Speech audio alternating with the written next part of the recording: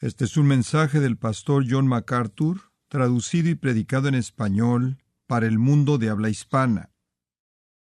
Tenemos un par de semanas antes de que el verano termine y entraremos a nuestra agenda de otoño y todo el mundo regrese. Y no estaba del todo cómodo con regresar a la serie de segunda y tercera de Juan el domingo por la noche. Y entonces decidí simplemente hacer una serie corta el domingo por la mañana en el tema de Dios. Es Él quien es y cómo es. Y en la noche Satanás es Él quien es y cómo es Él. Y entonces esta noche y durante las siguientes 2 semanas vamos a estar estudiando la naturaleza de Satanás. Creo que es muy importante que tengamos un entendimiento de Satanás.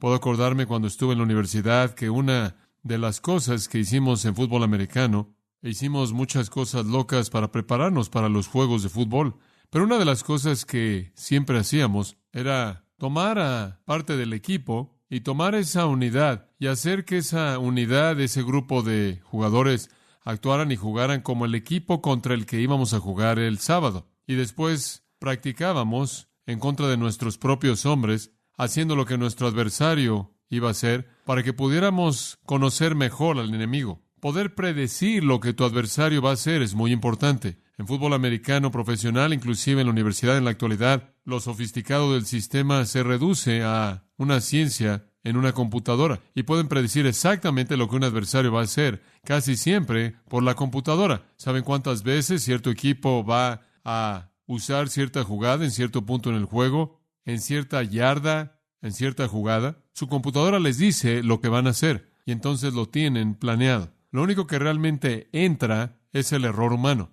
Esto es simplemente sabio en el deporte. Un boxeador que va a pelear en una pelea aprende en dónde está la vulnerabilidad de su adversario y ataca ese punto. Esto es verdad en cualquier cosa que hacemos en términos de competencia o de combatir contra un enemigo. Bueno, no es menos verdad en el área de lo espiritual. Si vamos a entender cómo mejor ganar la victoria, debemos saber en qué consiste nuestro enemigo. Entre mejor entendamos a nuestro enemigo, mejor entenderemos sus debilidades. Y eso es lo que queremos hacer al ver a Satanás. Ciertamente no para glorificarlo, sino para desenmascararlo, para que podamos verlo como la persona corrupta y derrotada que es. Ahora todos estamos conscientes del relato de la creación en Génesis 1 y 2. En el principio Dios creó los cielos y la tierra estaba desordenada y vacía, y las tinieblas estaban sobre la faz del abismo, y el Espíritu de Dios se movía sobre las aguas, y después la creación comenzó. Todos estamos conscientes de eso. Ya habían seres vivos en el universo. Dice usted, ¿quiénes eran? Abra su Biblia en Job 38 y descubramos quién estaba con Dios cuando Él hizo el mundo. Job 38, versículo 4. Ahora aquí encontramos al Señor haciéndole algunas afirmaciones interesantes a Job. En el versículo 4 de Job 38, Él dice, ¿dónde estabas tú cuando yo fundaba la tierra? Házmelo saber si tienes inteligencia.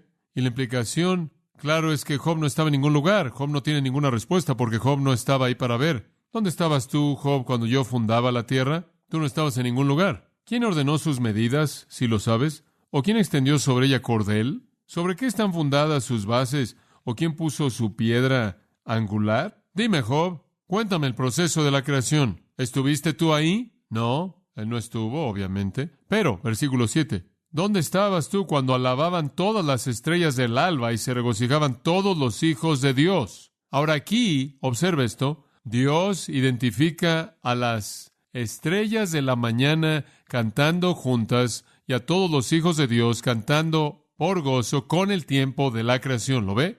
¿Dónde estabas tú cuando las estrellas de la mañana cantaban juntas y los hijos de Dios se regocijaban? Entonces, las estrellas de la mañana no pueden ser estrellas reales. ¿Qué son? Son lo mismo que los hijos de Dios. ¿Qué son? No son nada más que ángeles. Los ángeles ya fueron hechos cuando Dios hizo el mundo. Esa es la implicación de este texto. Los ángeles son llamados Bene Elohim en Job 1.6. Eso significa hijos de Dios, Job 2.1, y aquí en Job 38, versículo 7. Y como vimos esta mañana, el término hijos de Dios se reserva para aquellos que fueron creados por un acto directo de Dios. Ahora, no sabemos cuándo es que los ángeles fueron creados, pero creo que es seguro decir que existieron cuando el mundo fue hecho. Simplemente no sabemos cuánto tiempo habían existido porque no hay revelación en eso, pero lo importante es que ya existían. Ahora, en Colosenses 1, dice, porque por Él fueron creadas todas las cosas, las que están en los cielos y en la tierra, visibles e invisibles, sean tronos, dominios, principados o potestades, todas las cosas fueron creadas por Él. Ahora observe, tronos, dominios, principados y potestades, todos estos son títulos para ángeles. Todos esos son rangos de seres angelicales. Y dice ahí en Colosenses 1:16 que Dios creó a los ángeles. Y es un verbo auristo, lo cual significa que en un punto en la historia pasada, Dios hizo a los ángeles. E incidentalmente, me parece claro a partir de la palabra de Dios que todos los ángeles fueron creados al mismo tiempo. Todos ellos creados por un acto directo de Dios. De hecho, fue su palabra que lo hizo. Su palabra es lo que creó todo y los ángeles no son diferentes. Dice en el Salmo 148, versículo 2, alabadle todos vosotros sus ángeles, alabadle todos ustedes sus huestes, alabadle sol y luna, alabadle vosotros estrellas de luz, alabadle cielos de cielos, vosotras aguas que están sobre los cielos, alaben el nombre de Jehová, porque Él mandó y fueron creados. Todo, incluyendo los ángeles, debe alabar a Dios porque fueron creados por su mandato. Y de la misma manera que fue instantáneo que Dios creó todo en Génesis, así, de manera instantánea, creó a todos los ángeles. Dice usted, bueno, ¿cómo sabes que Él no creó a un par de ángeles y comenzaron a reproducirse? Porque los ángeles no pueden hacer eso. Los ángeles no procrean. Dice usted, ¿de dónde viene eso? Viene de Mateo 22, versículo 28. Y claro, que no vamos a entrar al texto entero aquí. Dice en la resurrección, ¿de quién será mujer? Usted sabe, le presentan aquí el asunto de un hombre que muere y su hermano supuestamente debe tomar a su esposa. Si su hermano no está casado, usted sabe, él debe tomar a su esposa y continuar con la familia. El marido muere y el hombre lo hace, y después se muere y el siguiente hombre lo hace y ella pasa por 7 hermanos. Y la pregunta viene al Señor. En la resurrección, ¿de quién de los 7 será esposa? Y claro, de cualquier manera, esa es una situación rara. Ya para cuando usted llega al hermano 3 o 4, se vuelven un poco sospechosos si todos se morían de esa manera. Pero si usted resultaba llegar hasta el hombre número 7, y la pregunta que le están haciendo a Jesús los saduceos, tratando de hacerlo tropezar, porque ellos no creían en la resurrección, fue, ¿de quién será ella esposa cuando lleguen a la resurrección? Jesús les respondió y les dijo, versículo 29, erráis ignorando las Escrituras y el poder de Dios, porque en la resurrección ni se casan ni se dan en casamiento, sino que son como los ángeles de Dios. Los ángeles no se casan y no procrean.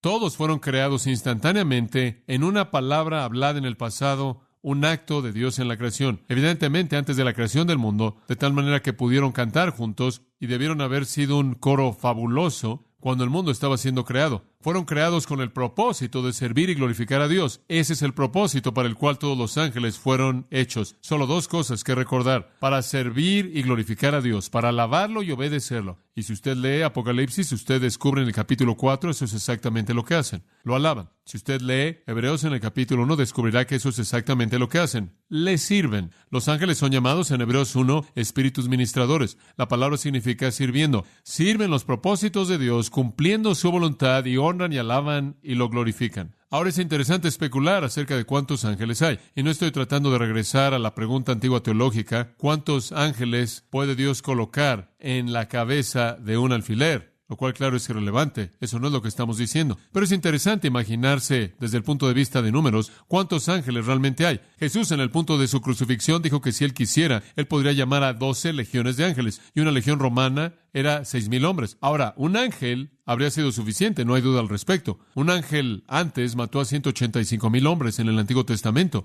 Entonces, usted realmente no necesita muchos de ellos. Dice usted, ¿esa es la cantidad que hay? No, hay más que eso. De hecho, la Biblia nos dice, y en cierta manera estoy llegando hasta ahí en Apocalipsis capítulo 5, no le puedo decir todo al principio, dice en el versículo 11, y vi y oí la voz de muchos ángeles, ¿cuántos? Alrededor del trono, las criaturas vivientes y ancianos, y el número de ellos era 10,000 veces 10,000 y miles de miles. Y lo que él está tratando de hacer aquí no es ser exacto, sino no exacto, y simplemente mostrar que realmente estar más allá de la capacidad de contarse. De hecho, en Hebreos 12:22 dice, habéis venido al monte Sión, a la ciudad del Dios viviente, la Jerusalén celestial, escuche, a una compañía incontable de ángeles. ¿Sabe usted cuántos ángeles hay? Hay demasiados para contarlos. Dice usted, ¿crees que hay billones de ellos? Algunos creen que son iguales que las estrellas del cielo, porque son llamados estrellas. Algunos dicen que esa es una referencia a que probablemente hay tantos ángeles como hay estrellas. ¿Cuántas estrellas hay? No me pregunte eso, hay billones de ellas. Otras personas han asumido que debido a que nuestro Señor hace referencia a su ángel, aparentemente en referencia a todo individuo, que hay un ángel para todo individuo que jamás ha vivido. No estoy demasiado seguro de que eso es correcto, porque un ángel únicamente tendría 60 años o algo así para tener algo que hacer, y después estarían no haciendo nada el resto del tiempo. Entonces tendrían que intercambiar posiciones de vez en cuando, no lo sé. Cuando alguien se va, quizás retomarían a alguien que acaba de nacer. Pero el punto es que hay ángeles, hay suficientes ángeles, hay demasiados ángeles como para poder contarlos. Entonces, cuando Dios creó a los ángeles, Él hizo algo. Ese fue un acto poderoso. Y sabe una cosa, pensamos en la creación como algo simplista. Dios hizo al hombre. Él simplemente tomó un poco de polvo y ciertamente lo apelmazó, pero si usted quiere pensar en la creación y lo vasto que es, simplemente imagine a Dios hablando una palabra y múltiples billones de seres existiendo de manera instantánea. Todos ellos hermosos, todos ellos sabios, todos ellos poderosos, todos ellos glorificándolo y sirviéndole. Y Él los hizo existir con un pensamiento hablado en su mente, un pensamiento no hablado en su mente. Ahora dice usted, bueno, en algún punto a lo largo del proceso antes de Génesis 3, algo pasó para echar a perder a esos ángeles, porque uno de ellos realmente es un desastre para cuando usted llega a Génesis 3. Él está ahí metido en el huerto como una serpiente. Tiene razón. ¿Sabe usted lo que pasó? Los ángeles cayeron. Una tragedia sucedió. Un gran grupo de los ángeles en el cielo se rebeló. Una de las preguntas más difíciles en toda la teología es lo que llamamos el problema de la teodicia. ¿De dónde vino el pecado? Bueno, decimos ángeles pecaron primero, cayeron. ¿De dónde vino? La mejor respuesta es no sabemos. Pero créame, vino, eso lo sabemos. Eso es evidente de manera inmediata. Y sabe una cosa, me hago la pregunta, ¿cómo es posible que los ángeles se rebelaran? Digo, ¿en contra de qué se estaban rebelando? ¿En contra de un Dios absolutamente santo? ¿En contra de una situación absolutamente llena de gozo? ¿Tenían inteligencia? ¿Vieron la situación en la que existían? ¿Debieron haber visto que era una situación absolutamente gloriosa? ¿Tenían la capacidad de comunicarse? ¿Tenían la capacidad de responderle a Dios y Dios de responderle a ellos? ¿Tenían emociones? ¿Pasaron su tiempo alabando a Dios? ¿Eran criaturas que eran responsables? ¿No eran robots? ¿Eran inteligentes, emocionales? ¿Tuvieron voluntad, como es evidenciado por su decisión? Pero se rebelaron. No sé por qué, no sé cómo la tentación jamás pudo haberse generado a sí misma en la mente de Lucifer, pero sé que así sucedió porque soy un producto de los resultados. El líder de la rebelión es Satanás, y en Mateo 25:41, nuestro Señor habla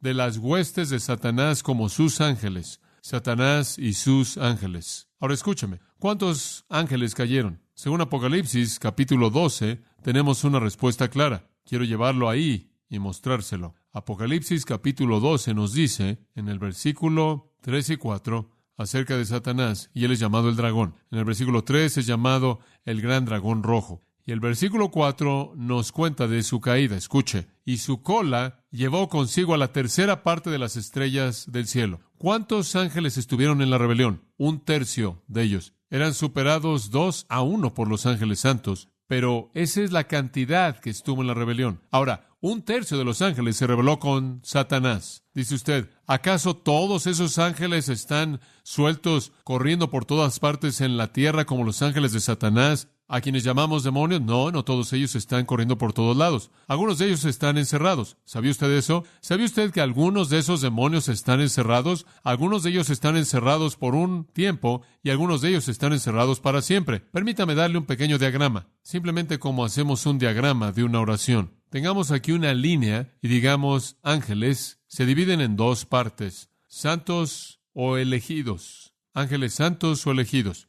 En la línea de abajo tenemos a los ángeles caídos.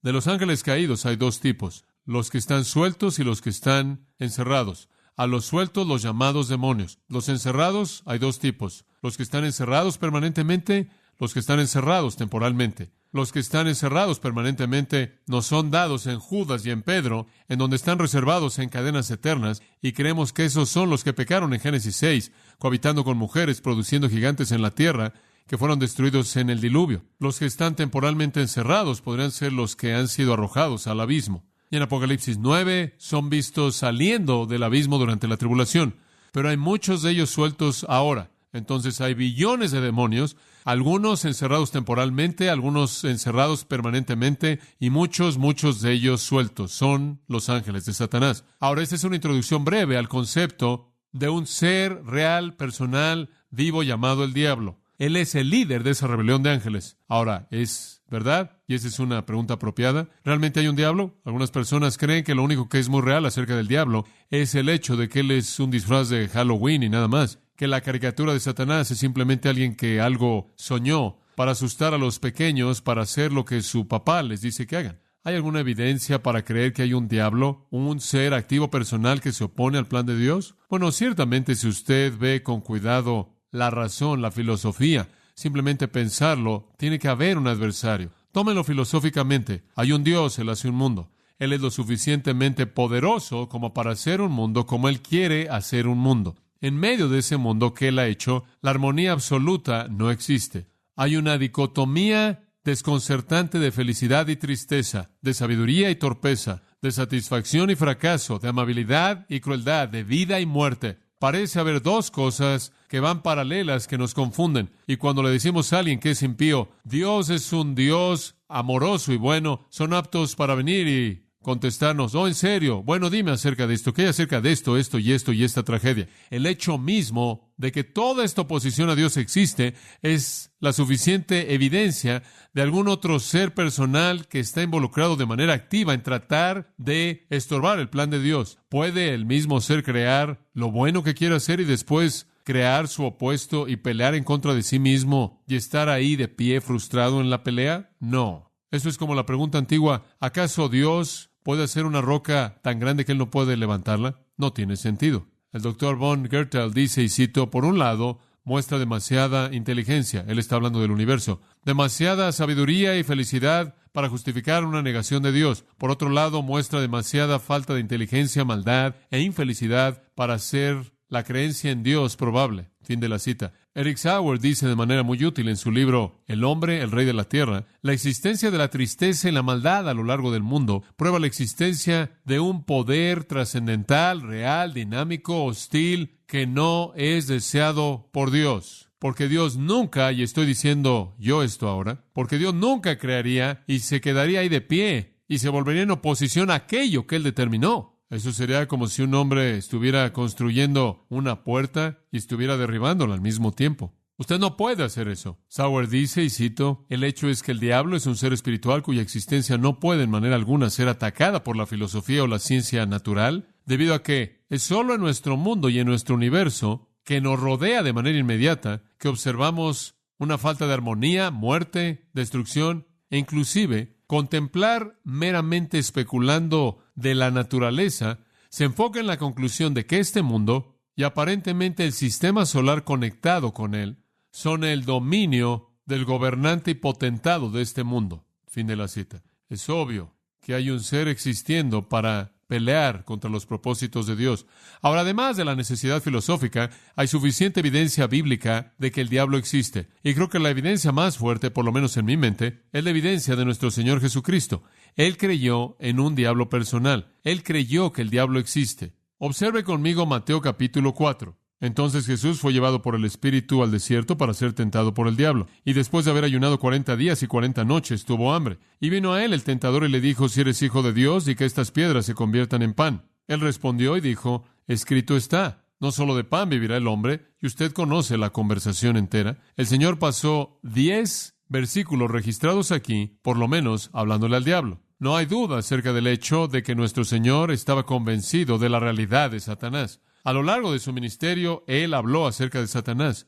Él estuvo expulsando demonios. Él estuvo deshaciendo las obras de Satanás que Él estaba intentando hacer. En Juan 12:31, ahora es el juicio de este mundo. Ahora el príncipe de este mundo será expulsado. Nuestro Señor está diciendo, estoy en conflicto con Satanás, voy a la cruz para ganar la victoria. Nuestro Señor sabía lo que Él estaba haciendo. Él sabía que Él estaba en conflicto con una persona real. ¿Por qué? Porque Él había conocido este ser en la eternidad, desde el tiempo en el que Él lo creó, y Él lo conoció a lo largo de este tiempo hasta que Él cayó, y a partir de ahí Él lo conocía, y Él sabía exactamente con quién estaba tratando. Y hay una persona a quien el diablo nunca podría engañar, y ese es el Dios que lo hizo. Jesús dijo en Juan 14:30, ya no os voy a hablar mucho porque el príncipe de este mundo viene y no tiene nada en mí. El príncipe de este mundo viene. Jesús creyó en una actividad consciente de Satanás en la tierra. En Juan 16, él dice, el príncipe de este mundo es juzgado. No hay duda acerca del hecho de que nuestro Señor estuvo en conflicto con Satanás.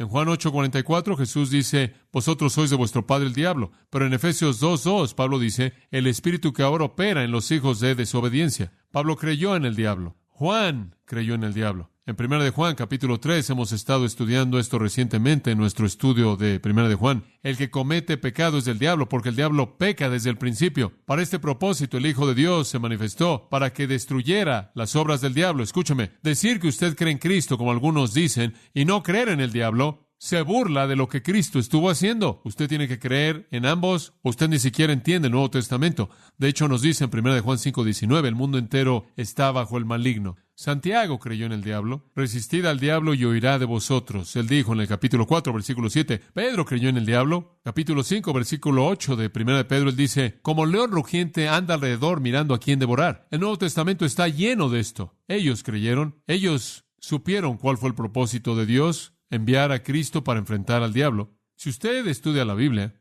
usted tiene que creer que el diablo existe. Simplemente escuche. Él tentó a Eva en Génesis 3, él tentó a Cristo en Mateo 4, él pervirtió la palabra en Mateo 4, él se opuso a la obra de Dios en Zacarías 3, él estorbó a los siervos de Dios en 1 de Tesalonicenses 2, él estorba el Evangelio en Mateo 13, 2 de Corintios 4, él atrapa al impío 2 de Timoteo 2, él engaña a las naciones 1 de Reyes 22 y Apocalipsis 16:20, él es un ángel de luz 2 de Corintios 11, él logró la entrada del pecado y la caída de la raza Génesis 3, él aparece delante de Dios Job 1, él anda alrededor como león rugiente en 1 de Pedro 5, él es el acusador de los hermanos, Apocalipsis 12. Él tiene el poder de la muerte, Hebreos 2. Y el mundo entero está bajo él, 1 de Juan 5. Es bastante obvio en la Biblia que él existe. De hecho, él está muy ocupado. Si usted niega al diablo, más vale que también niegue a Cristo, porque ambos son presentados por igual como personas que existen en la Biblia. No solo la especulación filosófica y la revelación bíblica indican que el diablo es, sino también la experiencia humana. Cualquier persona que vive en la actualidad, en nuestro mundo, en el siglo XX, y niega la existencia de un diablo personal, simplemente no está leyendo lo que está pasando. El diablo se ha manifestado grandemente en la actualidad. Hay personas que están tan seguras de manera obvia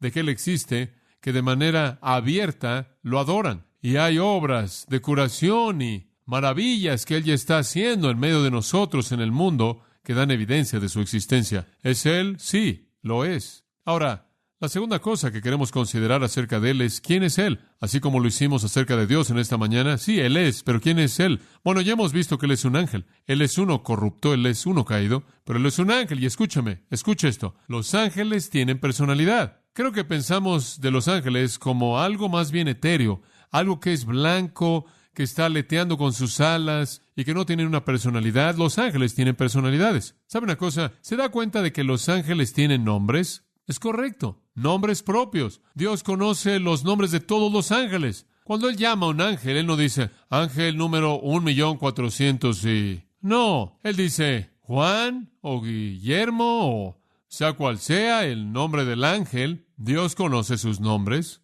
Dios conoce que tienen personalidad. Los ángeles son personas. Tienen todas las propiedades de la personalidad. Sienten porque se regocijan, alaban a Dios y defienden a Dios. Pelean contra los demonios. Vemos a Satanás y sabemos que es una persona por muchas razones. Así como Dios es una persona, así también el diablo. Número 1, él tiene los rasgos de personalidad. ¿Sabe usted cuál es uno de los rasgos más comunes de personalidad? La capacidad de planear. ¿Alguna vez ha conocido un perro que planeó? ¿Alguna vez ha visto un perro en una esquina preparando su estrategia? Una de las características de personalidad es la capacidad de hacer un plan, de planear. Los animales no hacen eso. Los animales no hacen planes. Las personas sí. Usted lee 2 Corintios y va a descubrir no solo eso.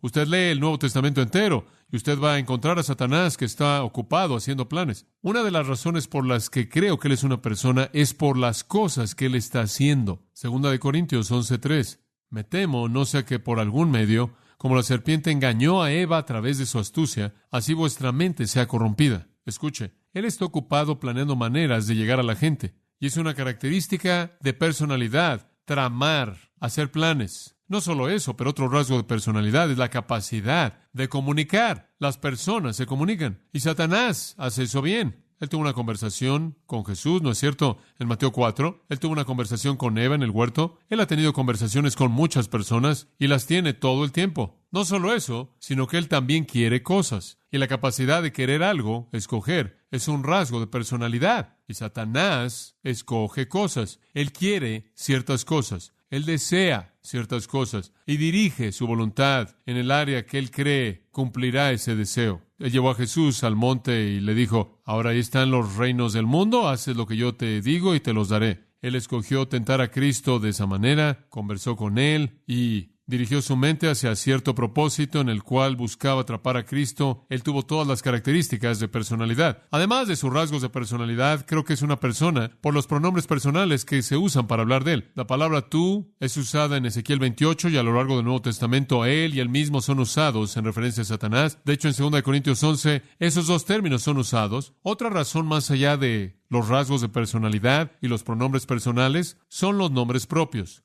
Él tiene muchos nombres propios. Y esos únicamente son dados a personas. Veremos esos en un minuto. Otro pensamiento que creo que es importante es que Dios lo hace responsable a nivel personal, y eso únicamente le pertenece a personas. Los animales no son responsables, no rinden cuentas, no moralmente. No hay estándar bíblico para la conducta de un animal. Y Dios dice, voy a juzgar a Satanás. Cuando Dios dijo que él iba a juzgar a Satanás, eso implicó que Satanás había violado los estándares de Dios. Y Satanás fue responsable de manera personal por esa violación. Esa es una característica de personalidad. Ahora, ¿qué hay acerca de esta área de títulos personales? No solo responsabilidad personal y todas estas otras cosas, sino que Satanás tiene que ser una persona debido a sus títulos personales. Ahora, estos son fascinantes. Permítame decirle cómo es llamado. Él es llamado, por ejemplo, en Ezequiel 28:14, y veremos eso después, pero él es llamado ahí el querubín ungido que cubre. El querubín ungido que cubre. Lo que eso significa es un ángel de alto rango. Y este título mismo en sí habla de personalidad. Él también es llamado el príncipe de este mundo, de nuevo hablando de su rango, como el que gobierna un sistema del mundo de maldad, incluyendo ángeles y a hombres. Él es un gobernante. Él también es llamado el príncipe de la potestad del aire, el gobernante del imperio de la atmósfera. Él es llamado el Dios de este siglo, y la palabra siglo es aión, el Dios de esta era. El Dios que propaga su sistema de filosofía, humanismo, materialismo y sexo. Él también es llamado en Lucas 11:15, el príncipe de los demonios. 2 Corintios 4:4, él es llamado el Dios de este siglo. Pero él es llamado en Lucas 11:15, el príncipe de los demonios, Belcebú. ¿Alguna vez ha oído ese término, Belcebú? Ese es un término interesante y simplemente rápidamente lo que significa es el señor de las moscas. Y quizás usted haya oído de una película, creo, o de un libro en una ocasión que tuvo ese nombre. El señor de las moscas es el título de un dios filisteo y fue dado no solo como la designación de ese dios, sino de Satanás, quien estaba detrás de ese dios. Ahora, como puede ver, todos esos títulos personales, el querubín ungido que cubre, el príncipe de este siglo, el príncipe de la potestad del aire, el dios de este siglo y el príncipe de los demonios, hablan de rango, hablan de gobernar, hablan de autoridad, hablan de poder, hablan de dirección, hablan de planeación, de determinar, de cumplir, de hacer las cosas, y él es una persona capaz de hacer eso. Ahora, Satanás, ¿quién es él? No solo él es una persona, sino que es un espíritu. Satanás es un espíritu, y como dijimos esta mañana, un espíritu es un ser inmaterial. Satanás puede estar aquí en este momento. No sé si lo está. Él probablemente está haciendo algo más. Pero si él estuviera aquí en este momento, no lo sabríamos. ¿Por qué? Porque él es un espíritu. Pero eso no significa que él no está ahí, porque él es un espíritu. Pero eso no significa que él no está aquí. ¿Sabe una cosa? Vivimos en este mundo pequeño en donde lo único que conocemos son las 3 dimensiones que existen. Y quizás concebimos otra dimensión, pero no nos damos cuenta de que este momento, este lugar probablemente simplemente está lleno de muchos ángeles, algunos santos y elegidos y algunos caídos. Y no hay manera de saber lo que está pasando aquí. Digo, ¿sabe una cosa? A mí realmente me gustaría saber qué está pasando, pero nunca podré saberlo. Pero este universo está operando bajo el poder de Satanás y hay una hueste demoníaca que está involucrada de manera activa en desear detener la obra de Dios. Una de las razones por las que sé que tenemos autoridad sobre él es porque de cualquier manera la obra de Dios sigue. Pero los ángeles son espíritus, son inmateriales. Los demonios en Lucas 8:2 son llamados espíritus malos. En Lucas 11:24 son llamados espíritus inmundos, pero son llamados espíritus. Los ángeles son seres espirituales inmateriales. Ahora, escucha esto. Pero no son como Dios. Dios es espíritu, pero Dios está en todo lugar. Los ángeles tienen límites espacialmente. Son espíritus, pero son espíritus con una línea alrededor de ellos.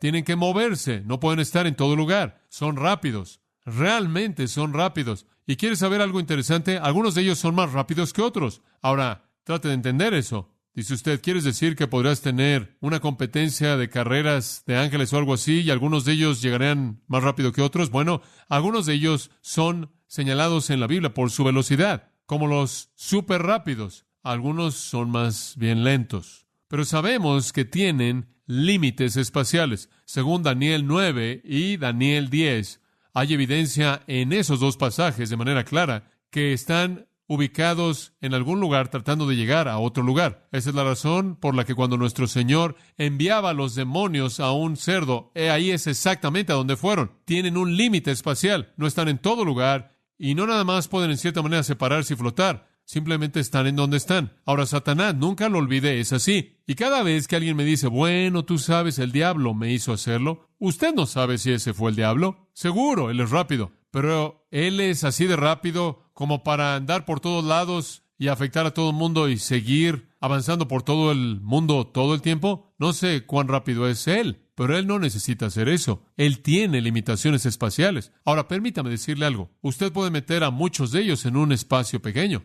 No sé cuán confinado o cuán grande es ese espíritu. Aparentemente ese espíritu inmaterial en cierta manera puede comprimirse en cierto sentido, no sé cómo. Pero ¿no es interesante pensar en cómo los ángeles santos pelean contra los ángeles impíos? Digo, ¿qué hace usted? Digo, usted sabe. ¿Me entiende, verdad? No sé, pero ellos lo hacen. Ahora eso le muestra que estamos a un nivel y no entendemos el otro, ¿verdad? Ahora dice usted, bueno, pensé que algunas veces los ángeles tenían cuerpos. Ahora escúcheme.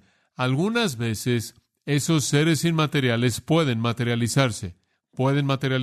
Ahora, no sé cómo es que se materializan, pero pueden. Y pueden adoptar un cuerpo. No es un cuerpo como nuestro cuerpo, porque algunas veces tiene alas, ¿no es cierto? Como en Isaías 6. Y es muy hermoso, pero en Sodoma, cuando la gente los vio, cuando se materializaron en cuerpos, toda la gente ahí en la ciudad nunca antes había visto algo así. Y claro, Sodoma era famosa por su homosexualidad. Y cuando la población homosexual de Sodoma vio a esos ángeles materializarse, simplemente se desmayaron. Dijeron, nunca hemos visto algo así. Y los persiguieron hasta la casa de Lot y estaban a punto de destrozar el lugar para tratar de llegar a ellos. Y esa es la razón por la que Dios destruyó la ciudad. Y esa es la razón por la que nosotros usamos la palabra sodomía para referirnos a homosexualidad. Eran tan hermosos que estas personas que eran tan pervertidos en sus lujurias se vieron atraídos a ellos sexualmente. Otra cosa acerca de los ángeles que es interesante es que son inmortales y nunca mueren. Los ángeles nunca mueren. Vivirán para siempre desde el momento de su creación y en adelante vivirán. Pero a menos de que usted no entienda esto, eso también es verdad de los hombres, ¿no es cierto? Entonces, eso no sería problema alguno. Viviremos también para siempre o con Dios o sin Él. El nivel más elevado de ángel que puede ser creado es un querubín. Los querubines. Estos fueron seres angelicales del rango más elevado y tuvieron una belleza y poder absolutamente indescriptibles. La naturaleza y apariencia de esos ángeles está tan lejos de nuestra imaginación y es tan incomprensible para nosotros que nunca podríamos llegar a reconocer ni entender cómo son. Su belleza está más allá de cualquier cosa que humanamente esté dentro de la concepción de la mente del hombre. Dice usted, ¿para qué son los querubines? Bueno, aparentemente fueron los del más alto rango y parece que fueron los protectores de la santidad de Dios. Siempre aparecen rodeando la presencia de Dios, protegen su santidad y algunas veces son vistos proclamando su gracia. Son seres increíblemente magníficos. Ahora, de los querubines tenemos varios de ellos cuyo nombre se nos da. De hecho, creo que probablemente conocemos a 3 querubines primordiales en la Biblia. Número 1, Gabriel. Gabriel parece tener una tarea muy específica, y esa consiste en revelar e interpretar el propósito y programa de Dios para su reino. Hay otro ángel, del que todos nosotros hemos oído, su nombre es Miguel. Miguel es lo que me gusta llamar un superángel. Miguel es el general del ejército angelical. Pero hubo un ángel inclusive más grande que Gabriel y Miguel. la criatura más gloriosa que Dios jamás hizo. Se los voy a presentar si usted pasa a Isaías 14. Isaías 14, 12. ¿Cómo caíste del cielo, oh, qué? Lucero, o Lucifer, hijo de la mañana. ¿Sabe una cosa? Usted difícilmente puede concebir un nombre más hermoso que Lucifer. Sin embargo, cuando usted dice el nombre, se oye casi como una maldición. ¿Sabe usted lo que significa el nombre Lucifer? Hijo del amanecer, brillante, Helel en hebreo, estrella de la mañana. Él fue el supremo, estrella de la mañana, hijo del amanecer, el brillante. ¿Qué ángel fue él? ¿Quiere conocerlo en su gloria? Vea Ezequiel 28, regresaremos a Isaías 14 en un minuto. Ezequiel 28, ahora usted va a tener algo de una idea de cómo es un ángel, y esto es suficiente para hacer girar su cabeza. Ahora tengo que explicar en dónde estamos aquí. Ezequiel es un profeta, y Ezequiel está hablando mensajes de juicio. Uno de aquellos a quienes Dios había decidido juzgar por su iniquidad fue el rey de Tiro. Tiro es un área muy famosa, un lugar muy famoso en la historia bíblica. El rey de Tiro fue un hombre malo, un hombre extremadamente malo. Él fue despiadado, cruel e impío, y el Señor iba a traer juicio sobre él. Y en los versículos 1 al 10 de Ezequiel 28, Ezequiel presenta una palabra en contra del rey, o el príncipe, como es llamado en el versículo 2 de Tiro, y él en cierta manera lo derriba. Versículo 10, de muerte de incircuncisos morirás por mano de extranjeros, porque yo he hablado, dice Jehová el Señor. Versículo 9 inclusive dice que dijo, yo soy Dios, tú hombre eres y no Dios, en la mano de tu matador. ¿Qué Dios eres tú? Tú no serás Dios alguno al que te mate. Entonces aquí estaba esta persona que suponía ser Dios, y que él era, ¿y qué es eso? Ese es el pecado definitivo ¿de qué? De soberbia. Y entonces Ezequiel está hablándole al rey de Tiro, pero él va detrás del rey de Tiro a la fuente de esa maldad, Satanás. Y comenzando en el versículo 11, él comienza a referirse al Satanás que está detrás del rey de Tiro. Ahora, este no es un patrón raro en las Escrituras. Con mucha frecuencia los salmos mesiánicos presentan a David hablando acerca de David, pero en realidad detrás de David está hablando del Mesías. Hay una ocasión en Mateo en donde nuestro Señor le dice a Pedro, quítate de delante de mí, Satanás. Él está hablando a Pedro, pero realmente le está hablando a la fuente detrás del acto malo de Pedro. Y aquí él va detrás del rey de Tiro y él se concentra en lo que está haciendo que el rey de Tiro se conduzca como se conduce. Versículo 12, hijo de hombre, levanta endechas sobre el rey de Tiro y dile, así ha dicho Jehová el Señor. Tú eras el sello de la perfección, lleno de sabiduría y acabado de hermosura. En Edén, en el huerto de Dios estuviste. Ahora es obvio que el rey de Tiro nunca había estado ahí. Él está mucho más atrás del rey y él ahora está hablando de Satanás. Él dice, tú eras el sello de la perfección. ¿Sabe usted lo que eso significa? Tú estás sellado con la marca de la perfección. La suma de toda la creación de Dios eres tú y Dios te selló como el sello de su perfección. Tú eras la creación suprema que Dios jamás hizo, lleno de sabiduría y, ¿qué? Acabado de hermosura. Si usted quisiera conocer lo que Dios piensa que es hermoso, usted habría tenido que ver en la esencia espiritual de este ángel en particular, la belleza que Dios colocó ahí, y usted habría sabido lo que Dios piensa que es hermoso. Él lo hizo absolutamente perfecto en belleza, lleno de sabiduría, la suma de la perfección y presentado como tal. ¿No es sorprendente cuando pensamos en Satanás en la actualidad que siempre pensamos en él como alguien feo? Versículo 13. En Edén, en el huerto de Dios estuviste. Después lo describe. Es casi como una descripción psicodélica. Aquí está cómo estuvo el cubierto. De toda piedra preciosa era tu vestidura, de cornerina, topacio, jaspe, crisólito, berilo y ónice, de zafiro, carbunclo, esmeralda y oro. Ahora escuche, aquí él retrata a este ángel en casi un retrato psicodélico, refulgente, con una multitud de gemas y joyas brillantes, y no sé cómo concebir esto. También dice algo más acerca de él. Ahora escuche esto. Los primores de tus tamboriles y flautas estuvieron preparados para ti en el día de tu creación. ¿Sabía usted que él fue el músico supremo del cielo? ¿Sabía usted que Satanás probablemente fue el director del coro celestial? Él fue el ser supremo de la creación de Dios. Y él fue la belleza de todo el cielo. Él lo selló. Él fue la suma de toda la perfección de Dios. Y su música iba más allá de la comprensión. Eso le da una pequeña idea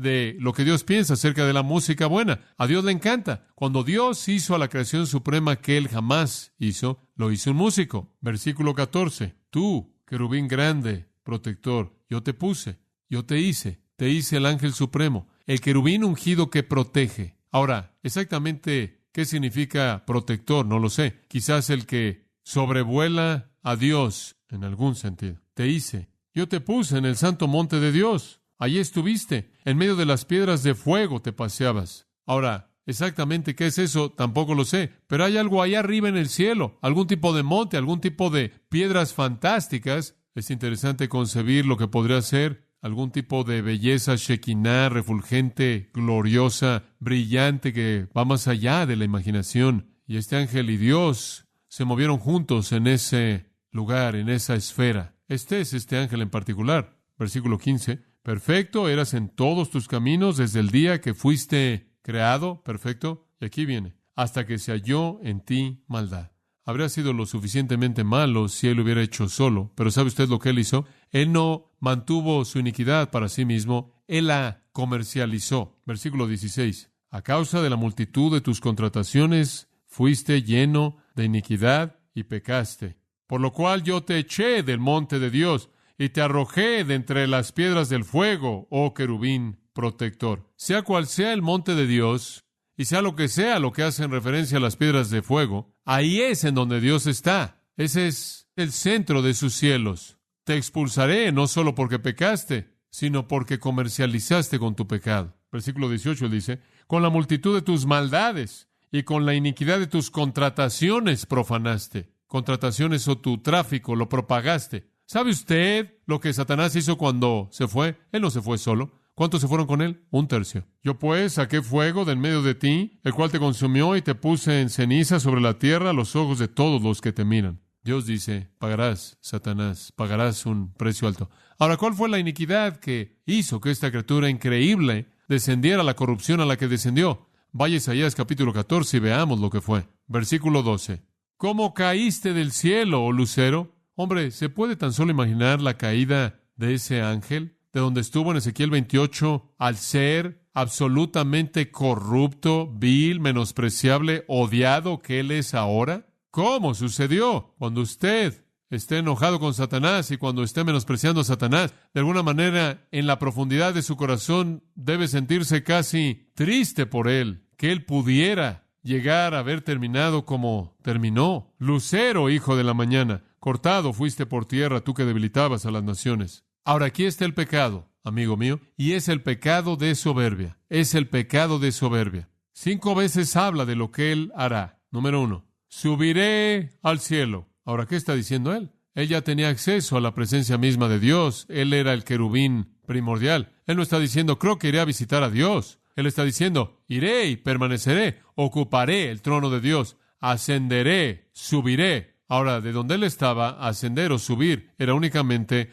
solo había una persona que quedaba. Subir de ser el ángel primordial era subir al lugar de Dios. Me apoderaré en lugar de Dios. Segundo, en lo alto, junto a las estrellas de Dios, levantaré mi trono. Usurparé la autoridad de Dios sobre los ángeles. Me apoderaré como el gobernante del cielo. Tercer, haré. Y en el monte del testimonio me sentaré. Versículo 14. Sobre las alturas de las nubes subiré. Y la mayoría de los comentaristas dicen que las nubes aquí no están hablando de nubes blancas acolchonadas, sino nubes que se refieren a la gloria de Dios, así como las estrellas se refieren a los ángeles. Estaré por encima de la gloria de Dios. Después lo resume en su última acción, y seré semejante al Altísimo. ¿Sabe usted que el Altísimo es un título? Ese es el título de Dios como el poseedor del cielo y de la tierra. Lo que le está diciendo es, yo me volveré el poseedor del cielo y de la tierra. ¿Ve usted el egoísmo y soberbia increíbles de su pecado? Y él cayó y Jesús dijo, vi a Satanás como un relámpago cayendo del cielo. Cuando él se fue rápido y dramáticamente, y su belleza se corrompió inmediatamente, y todo ser angelical que pensó esos pensamientos con él fue condenado al infierno para siempre. ¿Y sabe usted que el infierno fue creado para el diablo y sus ángeles? Un pecado inconcebible, una caída inconcebible, pero sucedió. ¿Cuáles fueron los resultados? Versículo 15 de Isaías 14. Mas tú derribado eres hasta el Seol, a los lados del abismo. Él fue expulsado del cielo. Él se corrompió. Se inclinarán hacia ti los que te vean, te contemplarán, diciendo, ¿es aquel varón que hacía temblar la tierra, que trastornaba los cielos, que puso el mundo como un desierto, que asoló sus ciudades, que a sus presos nunca abrió la cárcel? No solo él está condenado al abismo, sino que él se vuelve menospreciado y despreciable. Y el despliegue de su debilidad es obvio para todos los que lo ven. Ahora, la afirmación del versículo 15, él será llevado al abismo, será cumplido. Según Apocalipsis 20, Satanás es tomado y arrojado al lago de fuego por los siglos de los siglos. Satanás cayó despedazado.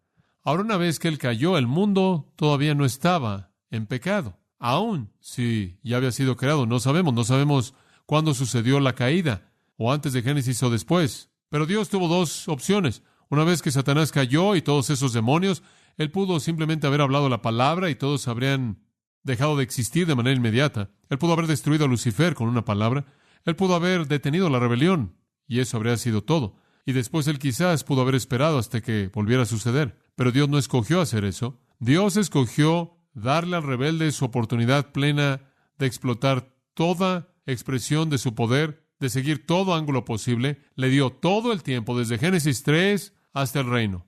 Todo ese tiempo se lo dio a él para conducir su rebelión hasta su límite. ¿Por qué? Porque es que Dios lo hizo. ¿Por qué lo permitió? Bueno, no dice en la Biblia, pero una buena razón por la que creo que Dios permitió esto fue dejar que la rebelión llegara hasta el final, hasta que se le acabara el combustible y mostrara a todos los seres y a todas las criaturas por todos los tiempos que todo esfuerzo unido jamás podría derrocar a Dios. Y cuando se acabe, amigo mío, se acabará y nunca jamás volverá a dudar que la autoridad de Dios podría ser usurpada. Como puede ver, las afirmaciones y los deseos de Satanás tienen su juicio completo a lo largo del tiempo, y el universo entero va a ver de una vez por todas que es imposible derrocar a Dios. Y cuando usted llega a Apocalipsis, los ángeles están cantando en masa que Dios va a ser glorificado, que Cristo debe reinar, y saben que no hay otra manera. Y a lo largo del tiempo la rebelión se ha estado llevando a cabo. Dios tiene que hacerlo porque Él es un Dios santo.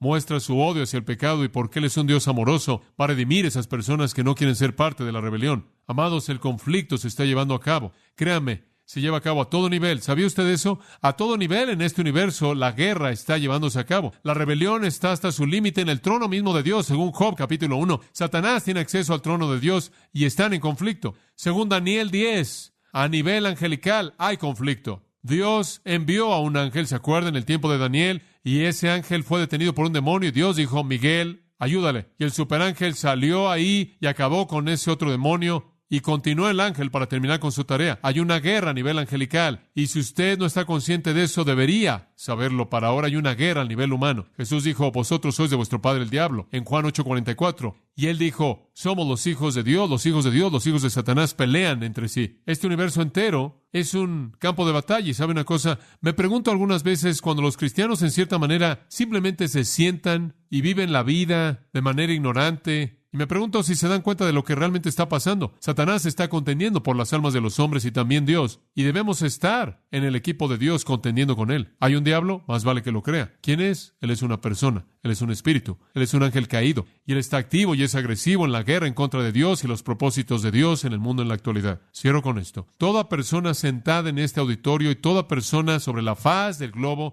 o es hijo de Dios o hijo de Satanás.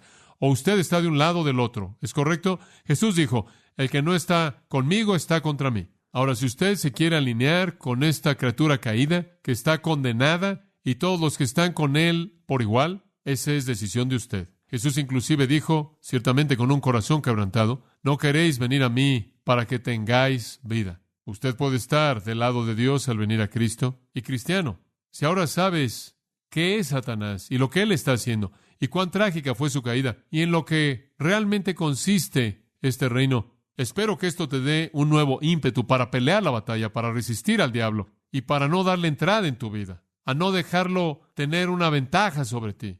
No le des ni un centímetro. Dios merece toda tu gloria, toda tu alabanza, toda tu vida. Satanás ya ha sido derrotado en la cruz, pero hombre, para un enemigo muerto, ciertamente patea y lucha, y continuará haciendo eso hasta el final. Y nosotros debemos identificarnos con Dios y luchar y pelear reconociendo quién es nuestro enemigo, para la gloria de Dios y en el poder de Dios.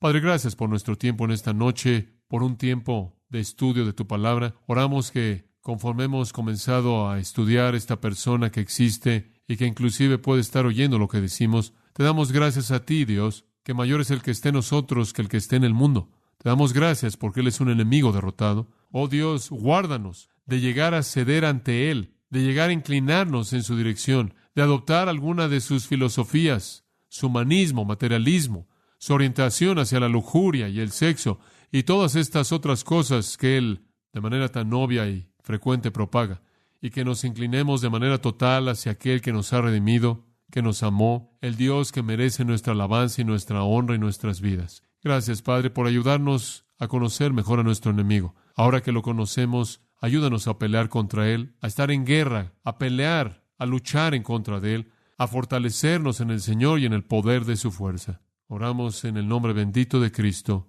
quien es el victorioso. Amén. Para más información sobre los mensajes y libros del pastor John MacArthur y de los derechos legales de los mismos, puede acceder a la página en gracia.org.